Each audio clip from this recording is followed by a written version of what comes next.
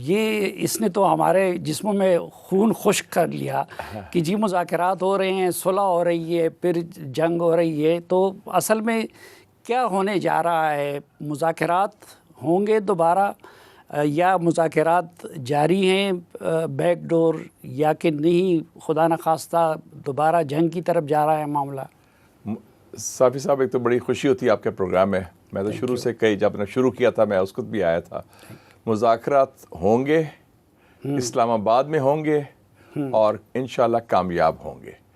ابھی جو تھوڑا سا ایک رخنہ ڈالا گیا ہے، مجھے یاد آ گیا میں جب چائنا گیا تھا ایک زمانے میں، بچپن میں، سیکنڈ ایئر اسٹوڈنٹ تھا ایف سی کالج کا.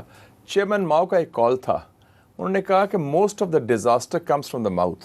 جو اپنی زبان پر لگام نہ لگا سکے اس سے نقصان ہوتا ہے. جب ایک فیصلہ ہوا، اور میں کریڈٹ دیتا ہوں پاکستان کو، فیلڈ مارشل سید عاصم منیر کو، کہ انہوں نے بڑا مشکل سے وہ سارا کروا دیا.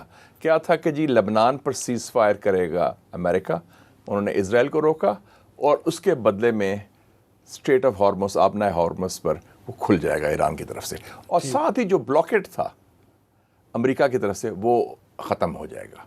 لیکن آپ نے دیکھا بیان آ گیا ٹرمپ کا کہ نہیں ہم یہ کریں گے، ہم وہ کریں گے، ہم بلاکیٹ بند نہیں کریں گے جب تک وہ معاملہ ختم نہیں ہوتا. دیکھیں نا، جو جنگ جاریت انہوں نے شروع کی، اس کے نتیجے میں اسٹریٹ آف ہارمز بند ہوا، اس کے نتیجے میں بلاکیٹ ہوا. تو یہ کڑیاں ملتی تھیں، تو اس میں امریکہ نے ایک یو ٹرن لیا، اور اس کی وجہ سے یہ گڑبڑ شروع ہوئی.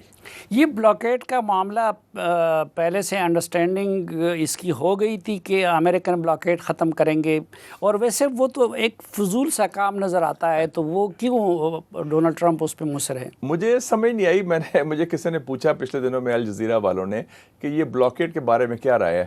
میں کہ مجھے یہ منطق سمجھ نہیں آ رہا کہ وہ کہہ رہے ہیں کہ ہم نے بلاکیٹ اس لیے کیا ہے کہ ہم آبنائے ہرمز کو کھولنا چاہتے ہیں، جو پہلے بھی کھلا تھا جب جنگ شروع ہوئی. ٹھیک ہے نا، 28 کو کھلا تھا.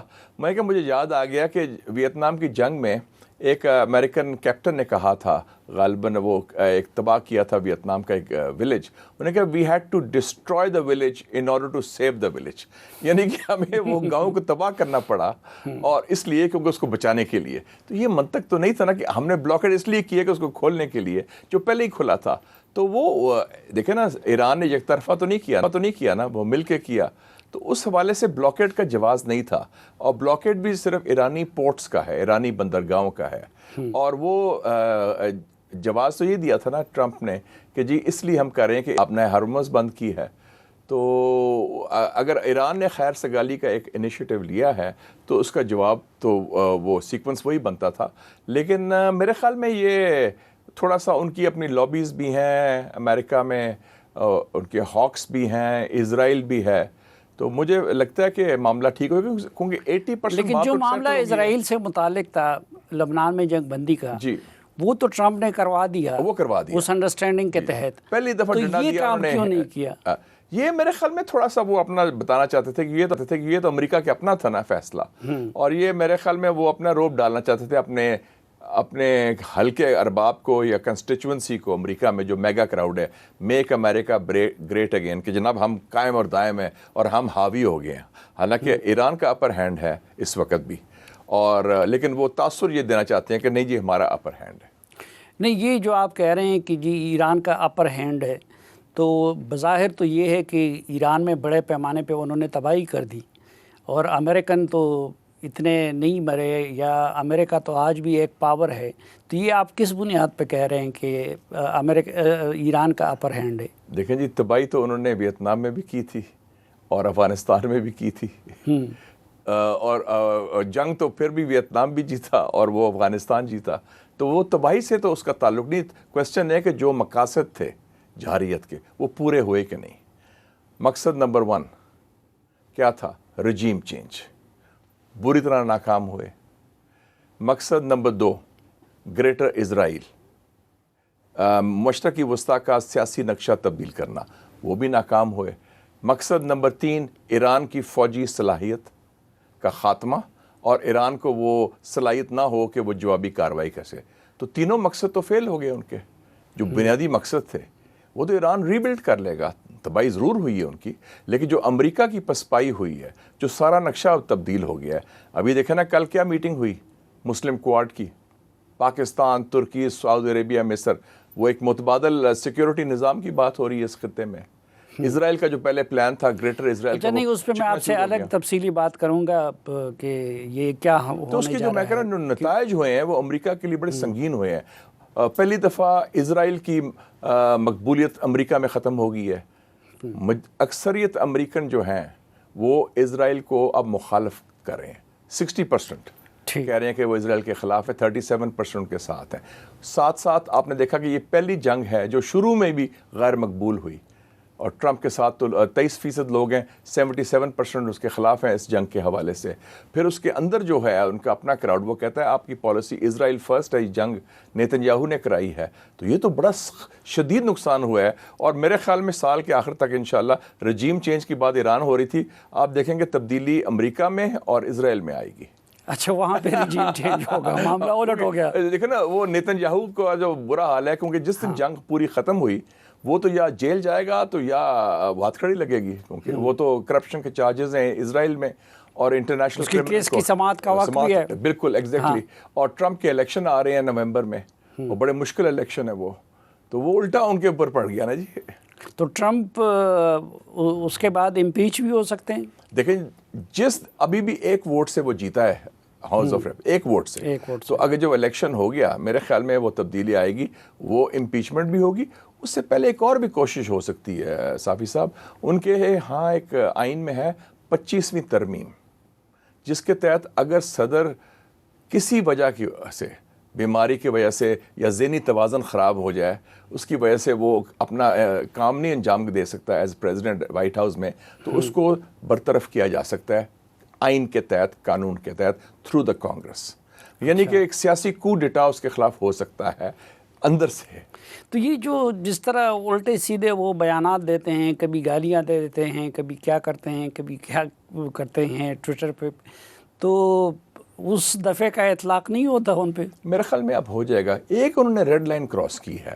لیکن امریکہ بڑا کنزرویٹو، آپ بھی گئے ہیں، میں بھی ادھر رہا ہوں، اور بڑا ایک مذہبی ملک ہے، اور وہ بڑے مذہبی لوگ ہیں. اس میں اگر پوپ جو 1.5 ارب کیتھلکس کا ایک روحانی پیشوا کہہ لیں آپ، لیڈر ہے پوپ لیو، اور یہ پہلا امریکن پوپ بھی ہے، اس کے بارے میں جس طرح آپ نے لفظ استعمال کی توہین امیز، اور پھر ساتھ ساتھ ایک اور بھی ٹویٹر پہ پھر تصویر اپنی تصویر بھی جو حضرت عیسیٰ کے حوالے سے دی، نعوذ باللہ کہ وہ ان کے ساتھ اپنا موازنہ بھی کرنے کی کوشش کی، وہ ایک ریڈ لائن کراس ہوئی ہے. ایون امریکن کلچر میں بھی وہ ایکسیپٹیبل نہیں، وہ ناقابل قبول ہے وہ چیز.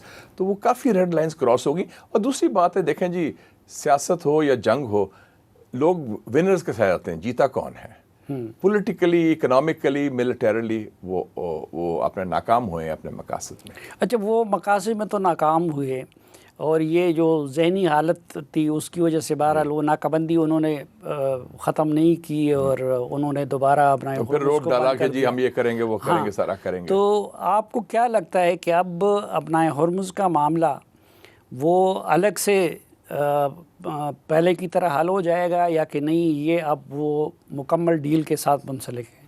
دیکھیں نا، بی ویری کلیئر کہ آبنہ ہرمز جو ہے وہ کاز نہیں ہے اس جنگ کا، وہ کانسیکوینس ہے، اس کے نتیجے میں ہوا ہے.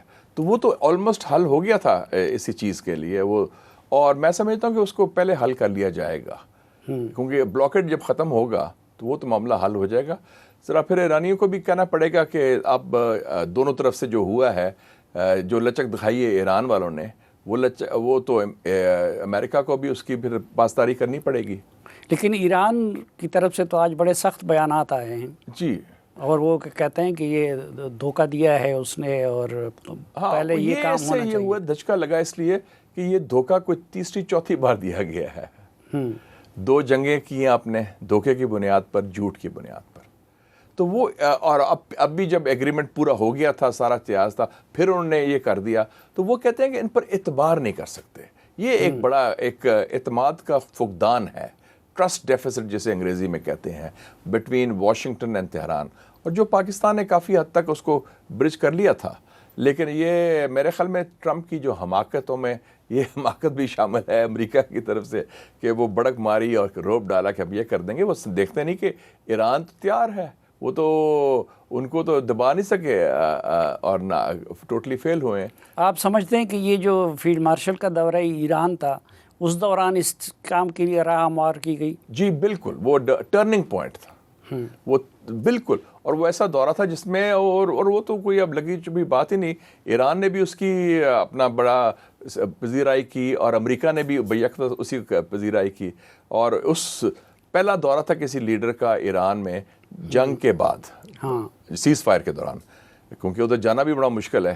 اور ان کے پھر انہوں نے جو ترانہ تیار کیا ان کے لیے, یہ بھی یونیک تھا.